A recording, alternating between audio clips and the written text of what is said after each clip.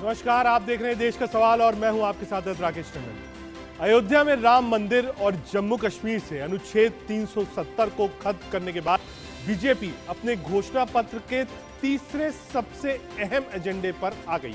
जी हां, यूसीसी की तरफ सारा ध्यान। साल 2024 के चुनाव से पहले यूनिफॉर्म सिविल कोड के इर्द गिर्द सियासी शोर और भी बढ़ने के आसार हैं। प्रधानमंत्री नरेंद्र मोदी ने मंगलवार को भोपाल में यूसीसी का जिक्र कर इसके संकेत भी दे दिए। दरअसल यूसीसी को लेकर बीजेपी का जोर बढ़ गया, तो दूसरी तरफ कई मुस्लिम संगठनों और विपक्षी पार्टियों की तरफ से विरोध भी हो रहा। लेकिन बीजेपी के लिए राहत की बात यह है कि आम आदमी पार्टी ने समर्थन का ऐलान कर दिया है। यूसीसी को लेकर समर्थन और खिलाफत में कई तर्क दिए जा रहे हैं। अब सवाल यह है कि एक देश में एक कानून सबके लिए क्यों ना हो, पहला। दूसरा, क्यों यूसीसी को लेकर विरोध हो रहा है, विरोध का कारण क्या है? इन्हीं सब मुद्दों पर आज चर्चा करेंगे, लेकिन पहले कुछ बयान सुनिए। अब केवल आप हिंदू मुसलमान के हिसाब से क्यों सोचते हैं? बस हमारे छत्तीसगढ़ में आदिवासी हैं, वो तो रूढ़ी परंपरा के हिसाब से उसके नियम हैं, उससे गवर्न होते हैं। अब सिविल कोड कर देंगे तो हमारे आदिवासियों की जो रूढ़ी परंपरा उसका क्या होगा? तो ये केवल एक चीज़ नहीं है जिसके बारे में हम लोग चर्चा करें। बहुत सारे जातियां हैं जिसकी अपनी परंपरा है, उसके हिसाब से वो गवर्न करते हैं और संविधान में भी उसको कहीं न कहीं उसको मान्यता मिलती है। तो उन सब चीज़ों को हमको देखना पड़ेगा। केवल ये देश जो है विभिन्न जाति, विभिन्न धर्म, विभिन्न प्रांत से मिल के बना है और ये गुलदस्ता है, और इस गुलदस्ता में बहुत सारी चीज़ें हैं जिसके अलग अलग उनके मानने वाले हैं। तो उन सब चीज़ों, सबका भावनाओं को हमको देखना होगा। अपने समाज की आधी आबादी है जो महिलाओं की, ये उनका ही पक्ष नहीं करते हैं। ट्रिपल तलाक जैसा महिलाओं के उत्थान का, बहनों के, बेटियों के उत्थान का जो था, ये उसका विरोध करने लगे। ये अभी कॉमन सिविल बोर्ड का शुरुआत इनने विरोध करने की कर दी। ये बहुत क्षुद्र मानसिकता है। हम तो उस समय भी जब कश्मीर का विषय आया था तब भी हमारे लोगों ने एक देश में दो विधान, दो संविधान, दो निशान नहीं होना चाहिए। हम प्रारंभ से उसके पक्षधर थे। इसमें दो पक्ष हैं। यूसीसी का सैद्धांतिक रूप से इन प्रिंसिपल हम सपोर्ट करते हैं। आर्टिकल 44 भी इसका समर्थन करती है, क्लियरली मेंशन है, तो सैद्धांतिक रूप से हम इसका समर्थन करते हैं। लेकिन हमारा ये मानना है कि इसको सभी दलों के साथ सहमति बनाकर, चाहे वो राजनीतिक हो, चाहे गैर राजनीतिक हो, चाहे अलग अलग संप्रदाय के लोग हो, समाज के, सबके साथ बैठकर डिस्कस करके सहमति के साथ ही इस पर आगे बढ़ना चाहिए। यूनिफॉर्म सिविल कोड के सिलसिले में अगर हमें हुकूमत से बात करनी पड़ी या बात करने का मौका मिले तो हम ज़रूर बात करेंगे, बात करके अपना मौक़िफ़ रखेंगे, क्योंकि हमारे पास हमारी बात के लिए दलील है। में अवेयरनेस होनी चाहिए कि एक काम हो रहा है जो कॉन्स्टिट्यूशन के खिलाफ हो रहा है। ये यूनिफॉर्म सिविल कोड भी कॉन्स्टिट्यूशन के खिलाफ है, इसलिए उसके खिलाफ हम अगर आवाज़ उठा रहे हैं तो गलत बात नहीं। इस वोट को हिंदू मुसलमान को अलग अलग करना चाहते हैं और जो काम आज तक नहीं हुआ वो ये लोगों को बताना चाहते हैं कि जो काम मुसलमान के खिलाफ मुल्क की आज़ादी के बाद से आज तक किसी गवर्नमेंट ने नहीं किया था, हमने मुसलमान को वो चोट लगा दी। मगर मैं साफ साफ तरीके से ये बता देना चाहता हूँ कि सामान्य नागरिक संहिता हिंदुस्तान के मुसलमानों को मंजूर नहीं है। यूनिफॉर्म सिविल कोड ऐसे मुल्क में जहाँ मुख्तलिफ मज़ाहिब के मानने वाले हों, मुख्तलिफ धर्मों के मानने वाले हों, मुख्तलिफ ट्रेडिशन को फॉलो करने वाले हों, ऐसी जगह पर अगर यूनिफॉर्म सिविल कोड की बात की जाएगी तो मुझे लगता है बेमौका और बेमहल गुफ्तगू होगी। हम सीधे आपको अपने ग्राफिक्स स्टूडियो ले जाते हैं और यूसीसी के बारे में कुछ अहम बिंदु आपको समझाते हैं कि आखिर यूसीसी है क्या, कैसे लागू होगा, पहली बात। दूसरा, यूसीसी के आने से क्या कुछ बदलाव होगा। ये ग्राफिक्स स्टूडियो में आ गए, सीधे आपको बताते हैं यूसीसी क्या है, कैसे लागू होगा, इससे क्या प्रभाव। देश के हर नागरिक के लिए समान कानून होगा, यानी जो 140 करोड़ लोग हैं एक कानून के छाते में आएंगे। पहला, विवाह तलाक पर भी एक ही कानून होगा। अभी शरीयत और कई धर्म के अलग कानून चलते हैं। तीसरा, जमीन जायदाद बंटवारे में भी एक ही नियम चलेगा, चाहे वो हिंदू हो, मुसलमान हो, सिख हो, ईसाई हो, जो भी जमीन जायदाद के डिस्प्यूट है वो एक लॉ के तहत माने जाएंगे। चौथा, किसी भी धर्म के नागरिक के लिए समान कानून होगा, यानी कोई भी धर्म का व्यक्ति हो किसी भी धर्म का पालन कर सकता है, लेकिन देश का कानून सबके लिए एक बराबर होगा। आगे देखिए, धर्म और लिंग के आधार पर कोई भेदभाव नहीं होगा, यानी हो सकता है शरीयत कुछ कहता हो, हिंदू मैरिज एक्ट किसी मामले में कुछ कहता हो, ऐसा कुछ नहीं होगा। हिंदू, मुसलमान, सिख, ईसाई, मेल फीमेल सब बराबर होगा। एक लंबा चौड़ा पैनल हमारे साथ होगा, अपने पैनल पे चलेंगे, समझने की कोशिश करेंगे कि आखिर यूसीसी का विरोध कौन लोग कर रहे हैं, क्या उनको अभी तक समझ में नहीं आया यूसीसी है क्या, सरकार ड्राफ्ट कब लेकर आएगी। लेकिन उससे पहले देश का सवाल क्या है, क्या यूसीसी पर लोगों को गुमराह किया जा रहा है, पहला, क्या भड़काया जा रहा है, दूसरा, यूसीसी से किसको क्या दिक्कत है, स्पेसिफिक दिक्कत क्या है, तीसरा, क्या 24 को देखते हुए यूसीसी का मुद्दा उठाया जा रहा है, पोलराइज हो, चुनाव इसी पर लड़ ले, क्या देश भर में सबके लिए एक कानून नहीं होना चाहिए, आपकी राय क्या है। एक लंबा चौड़ा पैनल हमारे साथ है, हमारे साथ शरद मणि त्रिपाठी, प्रवक्ता भारतीय जनता पार्टी की ओर से जुड़ रहे हैं, नावेद सिद्दीकी जनरल सेक्रेटरी हैं, मुस्लिम मोर्चा से हमारे साथ हैं, भुवन भास्कर जोशी जी प्रवक्ता एसपी के से हमारे साथ हैं, दानिश कुरैशी प्रवक्ता एआईएमआईएम के हमारे साथ हैं, सैयद जवाद साहब राजनीतिक विश्लेषक हमारे साथ हैं, और प्रेम कुमार जी राजनीतिक विश्लेषक हैं। शरद मणि त्रिपाठी जी, आपसे ही शुरू करता हूं। दो चीजें हैं, पहला, विपक्ष कह रहा है कि साहब 24 का चुनाव है इसीलिए यूसीसी का दांव है। दूसरा, जो ज्यादातर आवाज आई है वो माइनॉरिटीज की आई है, वो कह रहे हैं साहब ये लाया इसीलिए जा रहा है, चाहे वो ट्रिपल तलाक हो, 370 हो, जितने नियम लाती है सरकार, वो सिर्फ और सिर्फ मुसलमानों को कॉर्नर करने के लिए लाती है। नहीं, मुझे लगता है कि ये जो बात प्रधानमंत्री जी ने कही है कि कुछ लोग गुमराह करने का काम करते हैं, मुझे लगता है कि उसी दिशा में आप देखिए जिस तरह की चर्चा जा रही है। धारा 370 का सिर्फ मुसलमानों से क्या वास्ता, आप मुझे बता दीजिए। इस देश की माटी में पलने वाला कोई भी व्यक्ति जो इस देश को प्यार करता है, क्या वो ये नहीं चाहता था कि धारा 370 समाप्त की जाए?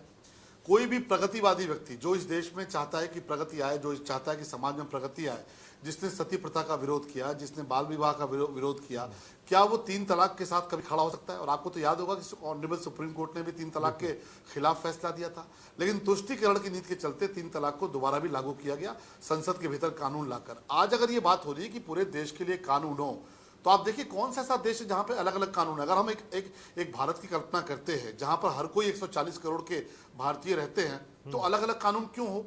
कश्मीर में दूसरा झंडा क्यों लहरा है, भारत के भीतर बाकी हिस्सों में दूसरा झंडा क्यों लहरा है? या अलग अलग तरह के कानून, अलग अलग तरह के नियम क्यों हो? अगर कोई सशक्त भारत बनाना चाहते हैं, आप एक सशक्त देश बनाना चाहते हैं, तो एक कानून से दिक्कत क्या है? वो कानून सब पर लागू होगा, वो कानून शरद मणि त्रिपाठी पर भी लागू होगा, दानिश पे भी लागू होगा, सभी को पर लागू होगा। अगर आपकी मंशा साफ है, आपके मन में कोई किसी तरह का खोट नहीं है, तो मुझे लगता है कि यूनिफॉर्म सिविल कोड को लेकर किसी तरह के गुमराह होने की आवश्यकता नहीं है। ठीक है दानिश भाई, एक कानून के नीचे सब लोग आ रहे हैं, और ऐसा नहीं कि सिर्फ ये मुस्लिम्स के लिए, भाई क्रिश्चियंस हो, हिंदू मैरिज एक्ट हो, हिंदू अनयूनाइटेड फैमिलीज हो, ये सब चीजें खत्म होगी, एक ही कानून होगा सबके लिए। दिक्कत किस बात की? 3 बिंदु जो आपको लगता है कि वो आपके अधिकारों का हनन करेंगे अगर यूसीसी आता है तो। कुरैशी साहब, देखिए सबसे पहले तो मैं ये पूछना चाहता हूँ कि 3 साल पूरे हो गए, अनकरीब 3.5 पौने 4 साल के आसपास ये पूरा मामला आ गया है। मुझे ये बताइए कि अब तक प्रधानमंत्री ने 50% महिलाओं को क्यों उनके हक व हुकूक नहीं दिए, कॉन्स्टिट्यूशनल राइट्स क्यों नहीं दिए चुनाव में लड़ने के, कब दे रहे हैं? तो आप जो जिम्मेदारी है सबसे पहले तो उसमें तो आप कोई बात नहीं कर रहे। आपको ये समझ में आता है कि भाई मुसलमानों के ये हुकूक वायलेट हो रहे हैं, तो क्या महिलाओं के ये हुकूक वायलेट नहीं हो रहे? इस पर क्या कहेंगे प्रधानमंत्री जी, इस पर शरद मणि जी क्या कहेंगे? तो कोई जवाब नहीं है। दूसरे नंबर की बात मैं आपको ये कहूँ कि हमारा जो कल्चरल राइट्स है ये हमारे पास है, ये हमें कॉन्स्टिट्यूशनल आइन से मिला है, आपको क्या परेशानी है? और फिर भी अगर उनको लगता है तो उनको देश के पूरे मुसलमानों से या और जितने भी वो लोग समाज हैं उन सब से रेफरेंडम ले लेना चाहिए।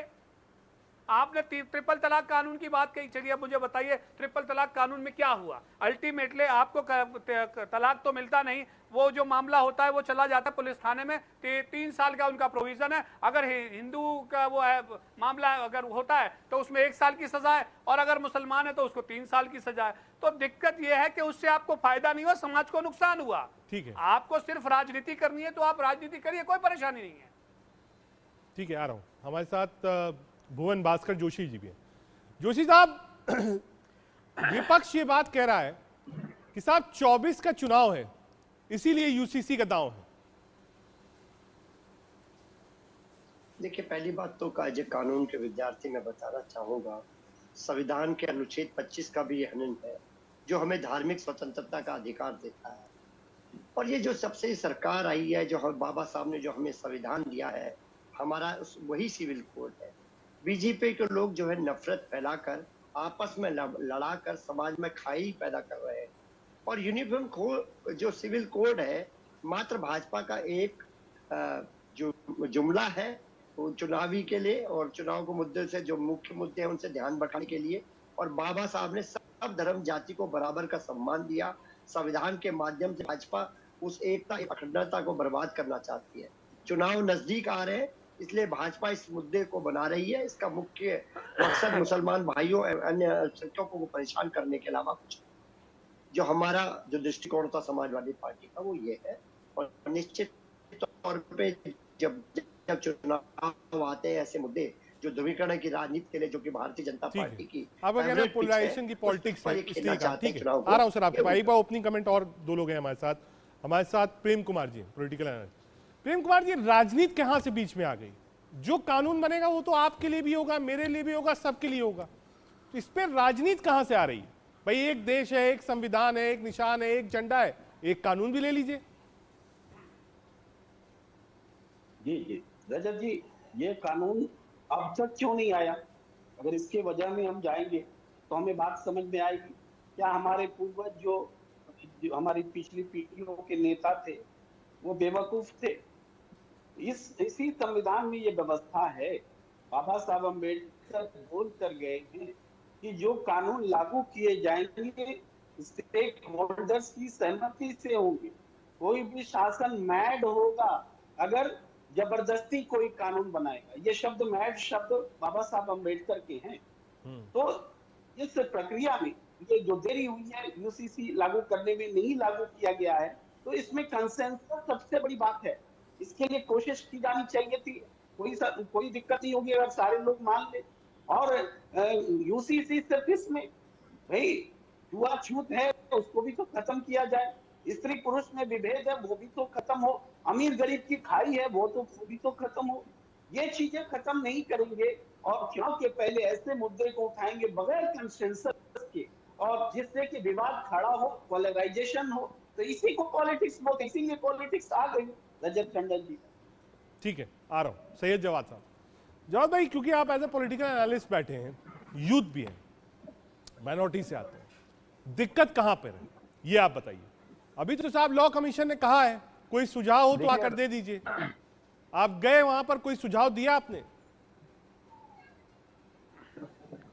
बहुत बहुत शुक्रिया रजत भाई, और बहुत शालीनता से मैंने सबको सुना है और चाहूंगा इंटरप्ट भी ना करे। देखिए रजत भाई, जब दिया जो होता है बुझने से पहले बहुत भभकता है, तो ये भभकवाहट है। और जब से माननीय प्रधानमंत्री जी विदेश लौट कर आए हैं तो कुछ अजीब घबराए करते हैं, अजीब अजीब बातें करने लगे हैं। तो मुझे लगता है ये घबराहट है और ये बौखलाहट जो है वो जो हार हुई है कर्नाटक के अंदर, उसके बाद मध्य प्रदेश, छत्तीसगढ़, राजस्थान और 2024 का लोगों ने बता दिया है उनको कि भाई आसार अच्छे नहीं लग रहे। क्योंकि इससे पहले भी यूसीसी का जिक्र जो है बड़े जोर शोर से कर्नाटक के अंदर करा था, और कर्नाटक के अंदर किस तरीके से देश की जनता ने, कर्नाटक की जनता ने इनको नकारा और 40% कमीशन खाने वाली सरकार को वहां से भगा डाला। और हिमाचल के अंदर भी इन्होंने कहा था, और इनके ही आप देखिए राष्ट्रीय अध्यक्ष जेपी नड्डा साहब हिमाचल से आते हैं, अपना ही क्षेत्र आगे किस तरीके से लोगों के बीच नाराजगी है। तो ये भबक है और कुछ नहीं है। अब रही भाई साहब के एक देश एक विधान एक संविधान, ट्रिपल तलाक पे तो ये है अगर किसी मुस्लिम ने 3 तलाक दे दिए तो उसके लिए तो कानून है, लेकिन भाई साहब अगर शादीशुदा होने के बावजूद आपने अपनी बीवी को छोड़ दिया तो आपके लिए कोई कानून नहीं है, कोई नहीं है। इस पे क्या कहेंगे? पहले तो त्रिपाठी जी यही बता दें, मतलब शादी करके आपने अगर तलाक उसको बोल करके तलाक दी तो आपके ऊपर कार्रवाई होगी, और बिना तलाक दिए आपने ऐसे ही उसको छोड़ दिया तो आपके ऊपर कोई कार्रवाई नहीं होगी। आप मंत्री भी बन सकते हैं और कुछ भी बन सकते हैं। तो ये कौन सा कानून है? एक देश में 4 कानून चल रहे हैं। एक जगह हिमाचल के अंदर और नॉर्थ ईस्ट के अंदर एक महिला जो है 3-3, 4-4 विवाह कर सकती है, लेकिन एक मर्द जो है आप देखिए अगर कर लेगा तो उसके साथ क्या करेंगे फिर? ठीक है, आ रहा हूं। और करी हुई है लोगों ने, सांसद भी है, भारतीय जनता पार्टी के, क्योंकि 3-4 लोग हैं विपक्ष से बोलने वाले, इसलिए आप वक्त ज्यादा भी ले सकते हैं। सब ने अपनी अपनी बातें उठाई हैं। उन्होंने कहा साहब ट्रिपल तलाक में जो सजा थी थाने से वो बढ़ा दी गई। कई उदाहरण प्रेम कुमार जी ने दिया, कहा छुआछूत जैसी चीज अब तक नहीं एड्रेस हुई है। भुवन भास्कर जोशी साहब का कहना है साहब चुनाव आ रहा है, पोलराइज करना है, हिंदू मुसलमान करना है, इसलिए ले आए। लोग इसकी टाइमिंग पर भी सवाल उठा रहे हैं।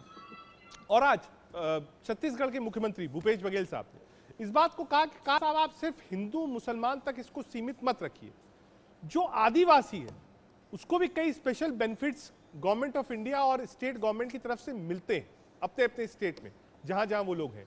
जब आप यूसीसी लाएंगे तो उनका क्या होगा? क्या कोई प्रावधान ऐसा है? तीसरा, कई ऐसे विशेषज्ञ हैं जिन्होंने कहा बहुत डाइवर्सिफाइड कंट्री है, कश्मीर में कुछ है, कन्याकुमारी में कुछ है, नॉर्थ ईस्ट में कुछ है, नॉर्थ में कुछ है। एक कानून में सबको पिरोना बहुत आसान बात नहीं हो पाएगी।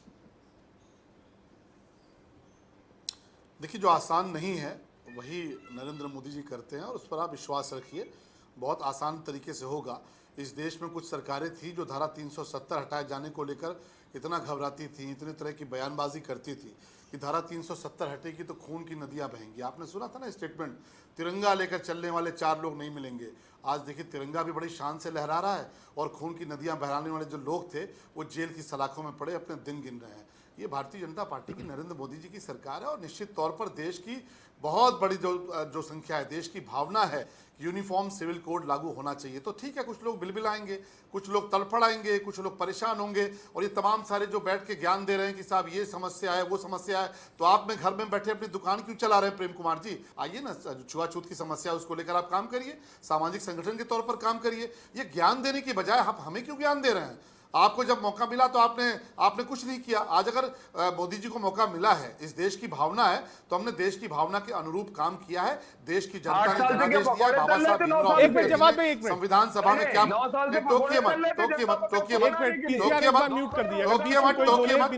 जवाब में बिल्कुल गलत है। आप बोल रहे थे, कोई बीच में नहीं बोला था, अब उनका वक्त है, उनको बोलने दिए। शलभ भाई बोलिए। टोकिए मत, आपकी बौखलाहट मैं समझ सकता हूं और बाकी आप नहीं तय करेंगे। इस देश की जनता ने 5 साल का जनादेश दिया है। हम 5 साल के एक दिन पहले कानून लाएंगे, आप कुछ नहीं कर सकते। इस देश की जनता ने हमें आशीर्वाद दिया, आप कौन होते हैं तय करने वाले? हम एक दिन पहले कानून लेकर आएंगे, अगर हमें अधिकार है तो हम लेकर आएंगे। आप रोक सकते हो तो रोक लीजिए। आप इस देश की जनता को गुमराह करना चाहते हैं, आप इस देश के मुसलमानों को गुमराह करना चाहते हैं। और पैनल में भी ये बात उठाई गई। चल भाई, उन्होंने कहा जो कॉन्स्टिट्यूशनल राइट्स मिले हैं, जो एक मैं जवाब में आपस में नहीं आ रहा हूं, जो अंबेडकर साहब ने, बाबा साहब ने दिया है, कहा ये उस पर भी आघात है यूसीसी, उस पर आपका तर्क? संविधान सभा में बाबा साहब के मत को जान लीजिए। बाबा साहब यूनिफॉर्म सिविल कोड के पक्ष में थे और उन्होंने कहा कि जब ये देश मैच्योर होगा, जब परिस्थितियां होंगी तो निश्चित तौर पे जो सरकारें होंगी वो इसको लेकर आएंगी।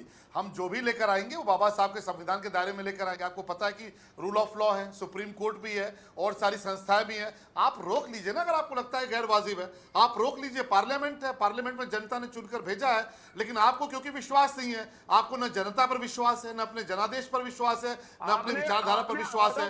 हम इस देश को समृद्ध करने के लिए, सशक्त करने के लिए जो कुछ भी हो सकता है करेंगे।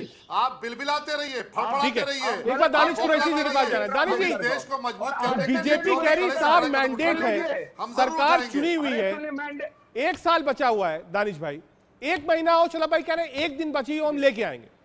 और बीजेपी आज से नहीं पहले से ही बात कहती थी, चाहे वो 370 हो, चाहे वो राम मंदिर हो, चाहे ट्रिपल तलाक हो, ये भी एजेंडा में था और पॉपुलेशन कंट्रोल भी कहती थी। तो वो अपना जो बात कही, जो बात मैनिफेस्टो में कही, उसको पूरा कर रही है। इसमें आप लोग कॉर्नर क्यों फील कर रहे हैं? अच्छा ठीक है, कुरैशी साहब। देखिए, सबसे पहले मेरी बात समझ लीजिए कि देश के जो सांसद हैं, जो चुने हुए सांसद हैं, वो इसलिए हैं क्योंकि जो हमारे देश 125 करोड़ की जो आबादी है, वो सारे लोग जाके पार्लियामेंट में नहीं बैठ सकते, इसलिए हमारे यहाँ पूरी व्यवस्था है, इसलिए वो जाकर रिप्रेजेंटेटिव हैं वो। तो आप सबसे पहले तो ये समझ लीजिए कि आप प्रजा के प्रतिनिधि हैं, आप प्रजा के मालिक नहीं हैं। और मैं आपसे ये कह रहा हूँ, जिम्मेदारी के साथ कह रहा हूँ कि अगर कि उनको ये लगता है तो पब्लिक का रेफरेंडम देख लीजिए। और सुनिए, ये लोगों के सेंटीमेंट की बात है, लोगों का सेंटीमेंट है। तो आप ये कह रहे हैं कि भाई उनको अगर जनमत मिला है, अच्छी बात है, जनमत मिला है, लेकिन उनको जनमत विरोध जाके काम करने का कोई जनमत नहीं मिला है। सवाल आपको मैं ये पूछ रहा हूं कि अगर लोगों का सेंटीमेंट उनके साथ में है तो मुझे लगता है कि उनको ले लेना चाहिए रेफरेंडम। एक बार मोदी सरकार देख लेगी अगर रेफरेंडम। भाई को रिप्लाई कर दीजिए। देखिए, जो डाइवर्सिटी है, कुरैशी साहब कह रहे हैं कि रेफरेंडम करा लीजिए। कहा ये चुने हुए से काम नहीं चलेगा, कहा इतना ही विश्वास है तो रेफरेंडम करा लीजिए। कुरैशी साहब, देखिए आपने 4:1 बैठा रखा है, तो मुझे बोलने का वक्त दीजिएगा, वरना एक मैं साथ पूरा दे रहा हूं। मैंने पहले ही कह दिया कि 4:1 है, मैं पूरा वक्त दूंगा। आप सरकार अब कुरैशी साहब को बाबा साहब के देना ही पड़ेगा ना। देखिए शुरू हो गया, देखिए शुरू। कुरैशी साहब, आपने रेफरेंडम वाला सवाल उठाया है, एक बार रिप्लाई शलभ भाई बोलिए। बिल्कुल। अब बाबा साहब के संविधान पर इनको भरोसा नहीं तो हम क्या कर सकते हैं। बाबा साहब के संविधान के मुताबिक इस देश में व्यवस्था है कि जो बहुमत की सरकार होती है उसको 5 साल काम करने का मौका होता है। वो अपने घोषणा पत्र को लेकर आती है, जनता के बीच में जाती है, जनता आशीर्वाद देती है, जिसको मौका देती है वो अपना काम करता है। पहले ये कहते थे कि पार्टियां जो है अपने घोषणा पत्र के वायदों को पूरा नहीं करती, घोषणा पत्र के जो कमिटमेंट उनको पूरा नहीं करती। अब हमसे नाराजगी है कि हम घोषणा पत्र के वादे पूरा कर रहे हैं तो ये बौखला रहे हैं। आपको अगर इतनी कुवत है, इतनी ताकत है, तो चुनाव में चले जाइए ना, चुनाव में जाकर रेफरेंडम लीजिएगा। अभी तो लेके आए 2019 में रेफरेंडम, अब 24 में रेफरेंडम फिर आएगा। लेकिन हमने जो जनता से वायदे किए, भगवान राम का मंदिर बनाने का, हमने बनाकर दिखा दिया। हमने जनता से वायदा किया धारा 370 हटाने का, डंके की चोट पर हटा दिया। और यूनिफॉर्म सिविल कोड का वायदा किया था। आप लाख चिल्लाइए, लाख बौखलाइए, रेफरेंडम लेकर आए हैं, बाबा साहब के संविधान का आशीर्वाद लेकर आए हैं, डंके की चोट पर हटाएंगे। आपको जो भी करना कर लीजिएगा। ठीक है जवाद भाई, रेफरेंडम की बात ना हो साहब, 24 का चुनाव भी खड़ा हुआ है, आप कहते हो नहीं साहब ये हमारे खिलाफ काम हो रहा है। विपक्ष की अधिकतर पार्टियां आपके साथ खड़ी हैं, आपके इस मत के साथ। लड़ लीजिए इस बार चुनाव, क्या दिक्कत है?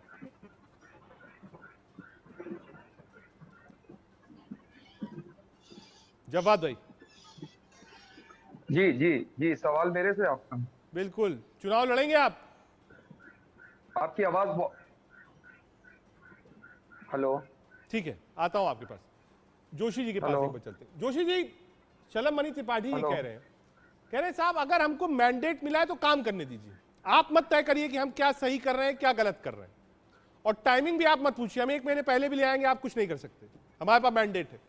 कहा साहब आपको लगता है कि चीज ठीक नहीं है, चुनाव लड़ लीजिए 24 का, जीत जाइए, ले आइएगा आप अपने हिसाब से ऑर्डिनेंस, या खारिज भी कर दीजिएगा इसको, कोई दिक्कत नहीं होगी।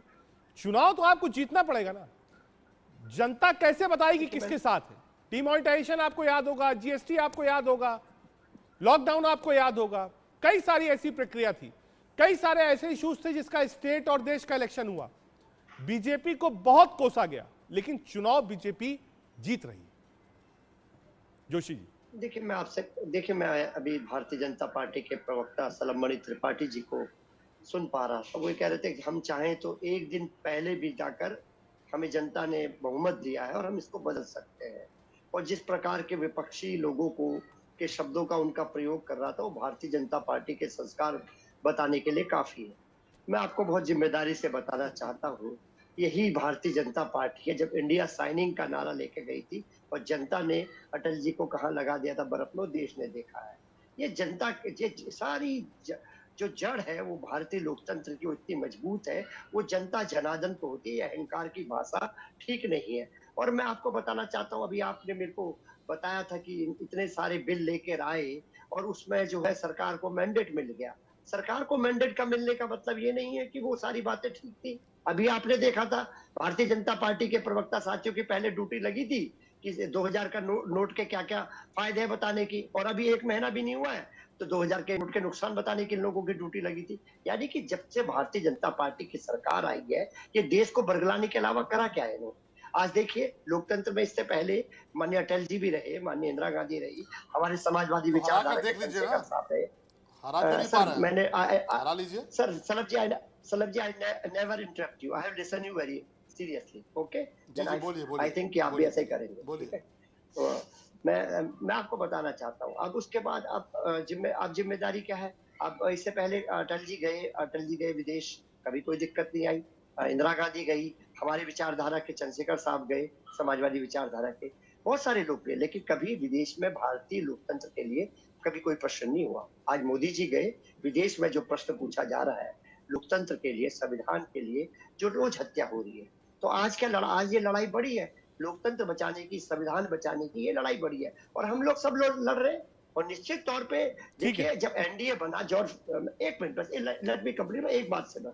जॉर्ज साहब ने एनडीए बनाया, जॉर्ज साहब संयोजक थे, एनडीए बनाया, सरकार पलट गई, सारे विपक्ष एक हो गया, सरकार पलट गई। इंदिरा गांधी के खिलाफ विपक्ष इकट्ठा हुआ और सरकार पलट गई, और माननीय मोदी जी के खिलाफ विपक्ष इकट्ठा होने दीजिए, सरकार पलट जाएगी। मैं बहुत जिम्मेदारी से कहना चाहता हूँ, और फिर इनकी बात ठीक हो जाएगी सलभ भाई की, जो सलभ भाई कहते हैं एक दिन पहले, और वो जनादेश जब आएगा तो निश्चित तौर पे जो भारत के लोकतंत्र को बचाने की, संविधान को बचाने की जो लड़ाई हम लोग लड़ रहे हैं, वो निश्चित तौर पे हम जीतेंगे।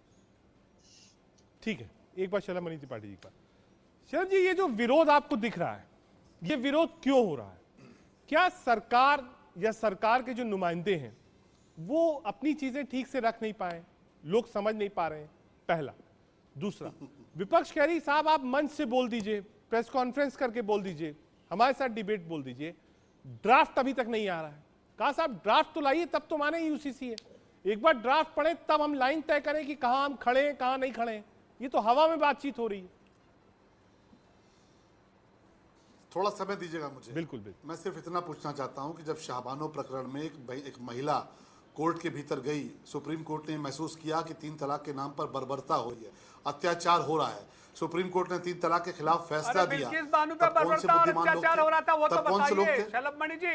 अब देखिए, बीच में टोकना शुरू कर दिया। मैं आ रहा हूं, कुरैशी साहब आ रहा हूं, एक बार उनको कंप्लीट करने दीजिए। देखिए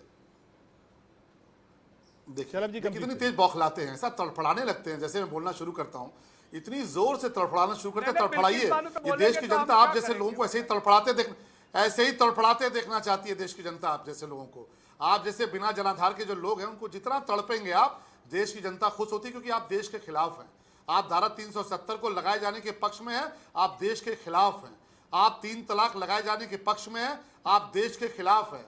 आप भगवान राम का मंदिर बनाए जाने के विरोध में हैं, आप देश के खिलाफ हैं। और आप यूसीसी, 3000 के नोट पे आप सीए के खिलाफ है, आप देश के खिलाफ है। इसलिए इनको रोकिए, मेरी बात आने दीजिए। देखिए इनकी बात, आपके बार किसानों की नहीं, आप बोल रहे तो सुनेंगे ना, आप अगर बीच में बोलेंगे तो सुनेंगे। नहीं, ठीक है मेरी बात। नहीं, फिर आप बोलिए, आप ही बोलिए। शाहबानो याद है, आपको बिल्किस बानो याद नहीं है। नहीं, आप ही बोलिए, फड़फड़ाइए, नहीं फड़फड़ाइए, आप फड़फड़ाइए, बिलबिलाइए। देश की जनता आप जैसे लोगों को जो देश के खिलाफ है, आप जितना फड़फड़ाएंगे देश की जनता खुश होती है। आप जितना बिलबिलाएंगे देश की जनता खुश होती है। आप जैसे लोग जितना विचलित होते हैं, जितना बौखलाते हैं, क्योंकि आप देश के खिलाफ हैं, हम देश के साथ खड़े हैं। हम धारा 370 डंके की चोट पर हटाएंगे, हम यूनिफॉर्म सिविल कोड डंके की चोट पर लाएंगे, हम भगवान राम का मंदिर डंके की चोट पर बनाएंगे। आप जितना बौखला सकते हो बौखलाते रहो, आप जितना तड़फड़ा सकते हो तड़फड़ाते रहो। आपके तड़फड़ाने पे, बौखलाने पर देश की जनता खुश होती है। जो इस देश को प्यार करते हैं वो आपको चाहते हैं आप बौखलाते रहिए। जो इस देश की माटी को प्यार करते हैं वो चाहते हैं कि आप इस तरह से विचलित रहिए, आप बिलखते रहिए, आप तड़फड़ाते रहिए। आपका बिलखना, आपका तड़फड़ाना देश की जनता समझती है कि आप देश के खिलाफ हैं, आप देश के खिलाफ हैं, आप देश की भावना के खिलाफ हैं, आप देश के खिलाफ बैठ के देश की मिट्टी के खिलाफ हैं, आप देश की भावनाओं के खिलाफ गद्दारी करते हैं, और इसलिए हम देश के साथ हैं। धारा 370 के पैरोकार देश के गद्दार हैं। जो धारा 370 के पैरोकार हैं वो गद्दार हैं। जो 370 के पैरोकार हैं वो गद्दार हैं, गद्दार। और ऐसे गद्दारों का बौखलाना, ऐसे गद्दारों का तड़फड़ाना, देश उस पर जश्न मनाता है। हर गद्दार के तड़फड़ाने पर देश जश्न मनाता है। 370 के पैरोकारों, तुम गद्दार हो। जो 370 का पैरोकार है वो गद्दार है। ऐसे गद्दारों से हम निपटेंगे, देश की जनता निपटेगी। तुम गद्दारों का इलाज किया देश की जनता ने, 2014 में किया, 17 में किया, 19 में किया, 22 में किया, 24 में भी गद्दारों का इलाज करेंगे। 370 के गद्दारों, देश के नौजवानों से 370 के पैरोकारों, तुम्हें देश की जनता गद्दार कहती है। जो 370 के साथ वो गद्दार है। इलाज किया यासीन मलिक के लोगों का, और गद्दारों का भी इलाज कर रहे हैं, लगातार इलाज कर रहे हैं। देश के नौजवानों को डंके की चोट पर लेके आएंगे यूनिफॉर्म सिविल कोड। आप बौखलाते रहिए, आप बिलबिलाते रहिए, आपके छाती पर मूंग दलकर लाके आएंगे, आपकी छाती पर मूंग दल के 370 हटाए, आपकी छाती पर मूंग दल के श्री राम का मंदिर बनाए, आपकी छाती पर मूंग दलकर यूनिफॉर्म सिविल कोड लेकर आएंगे। आप कितना बौखला सकते हैं बौखलाइए, क्योंकि 370 की पैरोकारी करने वाले गद्दार, 370 की पैरोकारी करने वाले गद्दार, आपकी गद्दारी से कुछ होने वाला नहीं। देश की जनता ने बहुमत दिया है, देश की जनता ने जनादेश दिया है, देश की जनता ने आशीर्वाद दिया है गद्दारों का इलाज करने के लिए। हम एक एक गद्दार का इलाज करेंगे, एक एक गद्दार का इलाज करेंगे। 370 के पैरोकारों, गद्दारों, तुम 370 की पैरोकारी करने वाले गद्दारों, तुम्हारे छाती पर मूंग दल के 370 हटाया, तुम्हारी छाती पर मूंग दल के यूनिफॉर्म सिविल कोड लेकर आएंगे, तुम्हारी छाती पर मूंग दलकर भगवान राम का मंदिर बनाया, तुम्हारी छाती पर मूंग दल के 3 तलाक हटाया। बिलबिलाते रहो, बौखलाते रहो, तुम्हारे बिलबिलाने से बौखलाने से कुछ नहीं होने वाला। जितना बिलबिलाओगे, जितना बौखलाओगे, उतना हम काम करेंगे, उतना डंके की चोट पर काम करेंगे। तुम्हारे बौखलाने बिलबिलाने से भाजपा रुकने वाली नहीं, तुम्हारे बिलबिलाने से मोदी जी के कदम रुकने वाले नहीं। जितना बिलबिलाओगे देश की जनता आशीर्वाद देगी। 370 के पैरोकारी करने वाले गद्दारों। जवाब भाई, क्या ये कि फैशन हो गया है, एक माइंडसेट हो गया है कि मोदी सरकार, योगी सरकार कुछ भी करती है तो मुसलमानों को सिर्फ और सिर्फ विरोध ही करना है? कहा साहब कोई नियम, कोई कानून लाओ, सबसे पहला आदमी मुसलमान हाथ उठा कह देगा नहीं साहब हम तो विरोध करेंगे। अरे पढ़ तो लो क्या है, एक बार ड्राफ्ट आ जाए। हर चीज में विरोध, कहां तक विरोध और कब तक विरोध और क्यों विरोध? जवाब देखिए, अब आपने एक साथ कई सवाल दाव दिए हैं, और अभी श्रममणि त्रिपाठी साहब कुछ बात कह रहे हैं कि बिलबिलाहट है, सरसराहट है। उनसे बड़ा गद्दार कौन है, जरा मुझे बताइए ना। अरे जो लोग 370 के साथ आज खड़े हैं, उनसे बड़ा गद्दार कौन है? जो कहते हैं कि पाकिस्तान, जो कश्मीर के भीतर भारत का झंडा नहीं लगने देना चाहिए, जो ये कहते हैं कश्मीर के भीतर जो सरकारी बिल्डिंग है उसमें भारत का झंडा न लगने दिया जाए, वो गद्दार नहीं तो और क्या है? जो 370 के हैं पैरोकार, वही हैं देश के सबसे बड़े गद्दार। समझ रहा हूँ, जो 370 के हैं सबसे बड़े पैरोकार, वो है देश के सबसे बड़े गद्दार। हर एक गद्दार काम करेंगे इलाज। हम है देश के वफादार, 370 के पैरोकार। जो 370 के हैं पैरोकार, उनसे बड़ा कोई नहीं है गद्दार। करते रहो गद्दारी, करते रहो गद्दारी। जवाब भाई बोलिए। 370 की पैरोकारी करके करते रहो गद्दारी। हम तो खिलाफत करेंगे, डंके की चोट पे क्या तरीका है रजत भाई, खामोश रहेंगे ये नहीं रहेंगे? डंके की चोट पे 370 हटाया। जवाब भाई से समझ लिया, पर 3 तलाक हटाया। एक बार जरा समझ लें कि आखिर विरोध किस बात का, क्या एक फैशन हो गया है? नलके पे चोट हो गई, मोदी योगी सरकार कुछ भी करेगी तो साहब उसका विरोध करना है। मोदी सरकार बिल्कुल बौखला गई है। मुझे लगता है कि 5 साल की सरकार में एक दिन बचेगा तो भी बौखलाओगे। ऐसा करेंगे, ऐसा इलाज करेंगे गद्दारों का। देश के जो छोटे व्यापारी हैं उनका भी गद्दारों का ऐसा इलाज करेंगे कि बौखलाते रहोगे। गद्दारों का ऐसा इलाज करेंगे कि बिलबिलाते रहोगे। अरे बिलबिलाने का पूरा इलाज करेंगे। लाभ बौखलाओ, लाभ बिलबिलाओ। सुनिए तो चचा, पूरा इलाज करेंगे। चचा सुनिए तो, अरे हम तो प्यार मोहब्बत से आपसे कह रहे, चचा सुन लीजिए, इलाज करेंगे। बिलबिलाओ, सुन लीजिए, बिलबिलाओ, बिलबिलाओ।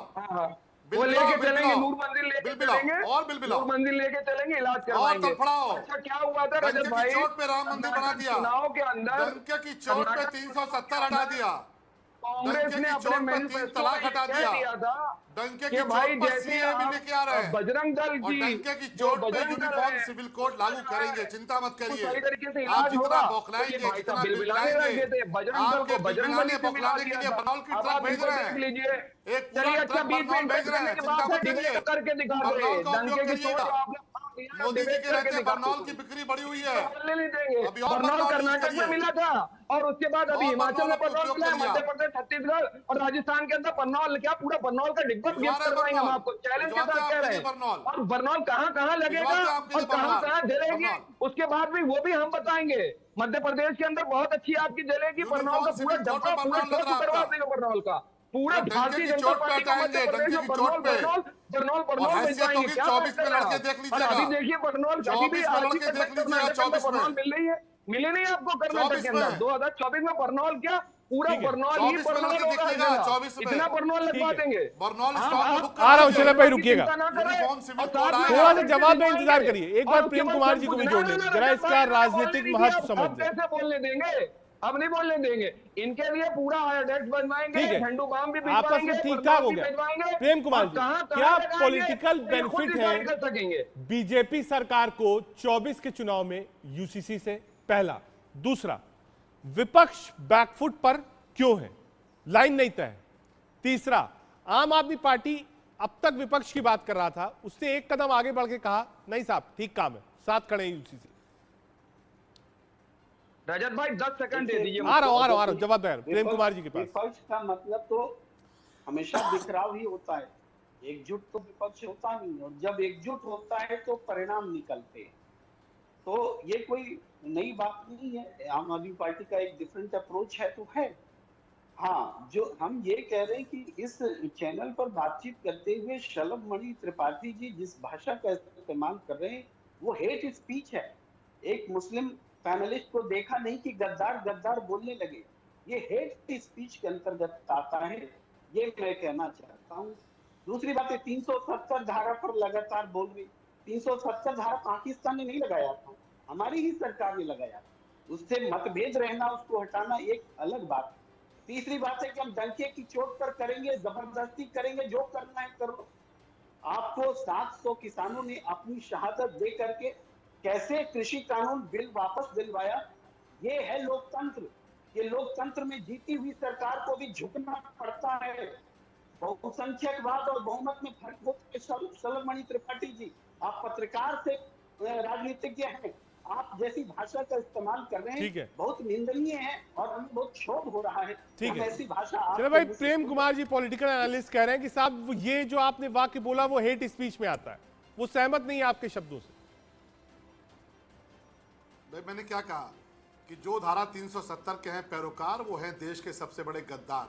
अगर ये हेट स्पीच लगता है तो डंके की चोट पे कहता हूं कि बोलूंगा, जो करना करते। अरे डंका कितना तो ये डंका कहते हैं कि बजाएंगे? भारत के भीतर दूसरा झंडा, कश्मीर के भीतर दूसरा झंडा, अगर वो कहते हैं उसके पैरोकार है तो मैं मानता हूँ गद्दार है, क्योंकि पाकिस्तान की भाषा भी वही है जो इनकी भाषा है। पाकिस्तान उनकी भाषा तो एक है। तो हम तो डंके की चोट पे कहते हैं कि जो 370 के पैरोकार वो सबसे बड़े गद्दार, हम उनके खिलाफ काम करते रहेंगे, हम देश के वफादार हैं। बाकी आप हेट स्पीच कहते रहिए, आप चिल्लाते रहिए, हेट स्पीच है, हम बोलेंगे। माननीय प्रधानमंत्री जी, मणिपुर में भी तो डंका बज रहा है, डंका फाड़ दिया आपने मणिपुर में। 370 के पैरोकार देश के सबसे बड़े गद्दार, जाकर के जो है 370 के पैरोकार देश के सबसे बड़े गद्दार, मणिपुर के जो है 370 के पैरोकार वही है देश के गद्दार। मणिपुर को बर्बाद कर दिया, मणिपुर को 370 के पैरोकार सबसे बड़े गद्दार, अगर देश के अंदर कुछ नहीं कर पाओगे। डंके की चोट पे हटा दिया, डंके की चोट पे भगवान राम का मंदिर बना लिया, डंके की चोट पे भगवान राम का मंदिर बना लिया, डंके की चोट पे चिल्लाते रहे, बौखलाते रहे। डंके की चोट पे 370 हटा ली, डंके की चोट पे 3 तलाक हटाया, छाती पर मूंग दल के, छाती पर मूंग दल के, तुम्हारा ड्रम पिट गया, बजाओ ना। छाती पर मूंग दल के हटा लिया, छाती पर मूंग दल के, तुम्हारे जैसों की छाती पर मूंग दल के 3 तलाक हटाया, और तुम्हारे जैसे की छाती पर मूंग दल के यूनिफॉर्म सिविल कोड लेकर आएंगे। गद्दारों, 370 के पैरोकारों, गद्दारों, 370 के पैरोकारों, गद्दारों, शरीयत के हिसाब से होता है, लोगों ने सवाल उठाया। आ रहा हूं जवाब में, एक मिनट, एक बार कुरैशी साहब, ये जो एक सिस्टम है, चाहे वो शादी की उम्र का हो या फिर प्रॉपर्टी के वसीयतनामे का हो, मेंटेनेंस कॉस्ट का हो, आपको लगता नहीं यूसीसी आने के बाद इसमें अधिकार जो है वो मुस्लिम लड़कियों को, महिलाओं को ज्यादा अच्छा मिलेगा? आपका पक्ष?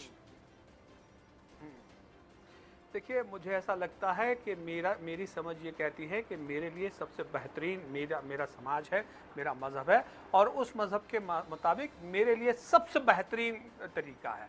अगर उसमें कहीं किसी को लगता है तो ठीक है, लेकिन मैं सबसे बड़ी बात जो कह रहा हूं, आज शलभ मणि त्रिपाठी जी भी इत्मीनान से सुने और बाकी सारे लोग भी सुने। देखिए, देश में सबसे बड़ी चीज जो है ना वो डेमोक्रेसी में आपको एक बात समझनी पड़ेगी कि हमारे यहाँ तमाम लोगों का इंक्लूसिवनेस जो है ना वही सबसे बड़ी बात है, और इंक्लूसिवनेस ही हमारे मुल्क की सबसे बड़ी ताकत भी है। याद रखिएगा, हमारे यहाँ जो डाइवर्सिटी है वो इसीलिए थी क्योंकि तमाम लोगों का इंक्लूसिवनेस है। आप अगर यूसीसी के नाम को आधार बनाकर अगर इस तरीके की डाइवर्सिटी को मतलब अगर रिस्ट्रिक्शन कर रहे हैं तो मुझे लगता है कि कहीं ना कहीं ये हमारे मुल्क की जो ताकत है उसको कमजोर करने की भारतीय जनता पार्टी की साजिश है, ये समझने की जरूरत है।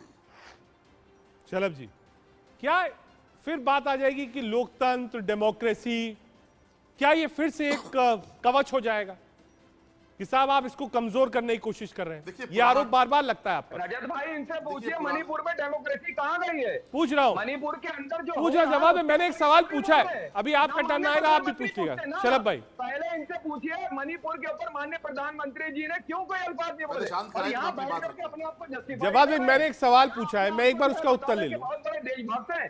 वक्त कम है, मुझे वाइंड अप भी करना है। जवाब भाई एक मिनट, शलभ जी आप जवाब दीजिए, म्यूट कर दीजिएगा पीसीआर अगर जवाब भाई की आवाज है। असली देश के गद्दार आप हैं। शलभ मणि त्रिपाठी जी, देखिए, पुरानी ढपली है। जब जब इस देश में कुछ ऐतिहासिक काम हुआ, इस देश से कलंक हटाने का काम हुआ, तब तब ये पुरानी ढपली लेकर आए कि फूलों का गुलदस्ता है तो हमारे देश की खूबसूरती है। अरे देश तो पहले से ज़्यादा खूबसूरत हुआ है। देश तो इस बात से खूबसूरत हुआ है कि जब काशी में लोग जाते हैं तो कहते हैं देखिए ये महादेव की नगरी है जो इतने सालों तक उपेक्षित पड़ी रही। आज लोग बाबा विश्वनाथ का और माँ गंगा का मिलन देखते हैं। इस देश की खूबसूरती है कि जिस अयोध्या को हजारों सालों से लोग कहते रहे कि भगवान राम का जन्म स्थान है, उसको किसी कालखंड में फैजाबाद किया गया था।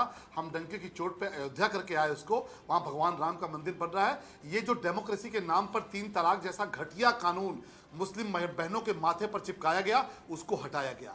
ये जो डेमोक्रेसी के नाम पर ये तमाम जो 370 के पैरोकार थे, जिनको मैं फिर कहता हूँ गद्दार हैं, जो कहते हैं 370 लगना चाहिए वो गद्दार हैं। ऐसे 370 को हमने जब हटाया तब भी ये पुरानी ढपली बजाई गई कि साहब सेकुलरिज्म है, लोकतंत्र है। कौन सा सेकुलरिज्म, कौन सा लोकतंत्र कि भारत के भीतर 2 प्रधान 2 निशान होंगे, 2 विधान होंगे? ऐसा कैसे चलेगा? और आज यूनिफॉर्म सिविल कोड इस बात के लिए लेकर आ रहे हैं कि हमारा लोकतंत्र और मजबूत हो, हमारा फूलों का गुलदस्ता और खूबसूरत हो, हमारी जो एकता है वो और संगठित हो। अगर आप इस देश से प्यार करते हैं तो आप आज की तारीख में क्यों दो तरह के कानून चाहते हैं? मुझे इस सवाल का जवाब भाई ये गुलदस्ते की तरह और देश मजबूत होगा, शलभ भाई कह रहे हैं, आपसी भाईचारा भी बढ़ेगा, सब लोग समान हो जाएंगे। इसमें दिक्कत क्यों है आपको? माननीय प्रधानमंत्री जी बैठ करके जम्मू एंड कश्मीर में शपथ दिला रहे थे और 2.5 साल तक आपने सरकार चलाई वहां पर, उस वक्त ध्यान नहीं आया आपको? उस वक्त माननीय प्रधानमंत्री को ये समझ में नहीं आया कि एक देश एक विधान एक संविधान? वक्त की थोड़ी कमी है और मुझे लगता है कि शायद 1 घंटे का वक्त कम होगा यूनिफॉर्म सिविल कोड पर बातचीत करने का। कोशिश यही थी हमारी कि समझें स्टेक होल्डर्स क्या कह रहे हैं, बीजेपी सरकार क्या कह रही है। मुझे लगता है थोड़ा इंतजार करना चाहिए जब संसद में ये ऑर्डिनेंस आए, इसका ड्राफ्ट आए, लोग इसको पढ़ें, ठीक से समझें, भड़काऊ भाषणों के चक्कर में ना आए और उसके बाद तसल्ली से सोचें कि आखिर यूसीसी देश के फायदे के लिए नुकसान के लिए। देश का सवाल में आज के लिए इतना ही। देखते रहिए।